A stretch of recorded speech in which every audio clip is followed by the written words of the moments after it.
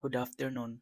Ngayong araw ay August 25, payday. Kaya pagdating ko galing sa bar, nagbihis agad ako para mamili ng mga grocery. Namumula pa lamang mata ko dyan dahil nagdrama na naman ako. Chat kasi akong natanggap na reminds me who I am before. Char! Gawa pala ako ng video. Pagdating nga namin sa store, napansin agad namin itong halaman na ito. Ang mahal pala, samantalang damo lang ito sa Pinas.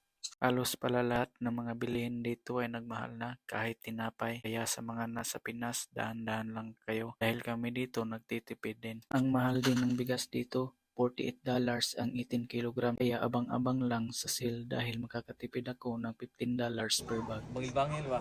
Sardinas. Kaya tuwing grocery, present palagi si sardinas, noodles at si pancit canton dahil medyo mura sila konti. Kaya ako, 2 beses lang ako kumain sa isang araw. Pagdating ko sa bahay, agad ko nang linagay sa lagayan ng mga groceries ko. Umabot pala ng $120 ang gasto ko pero di ko pa nabili lahat. Yung iba, wala pa akong gulay, karne at manok. Yung grocery ko ngayon ay sakto lang yan sa 2 linggo ko kasi nakabili na ako ng bigas nung nakarang araw dahil nag-sale. At meron pa akong mga tirang stock nung nakarang linggo.